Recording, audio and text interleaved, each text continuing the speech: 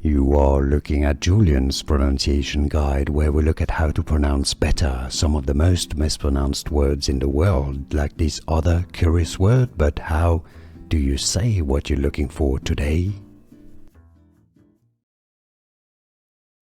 A name from Russian, named after a Russian mathematician known for this diagram that is named after him in Russian. Voronoi, Voronoi, Voronoi. So in English it's generally pronounced rather similarly as Voronoi, as in the Voronoi diagram.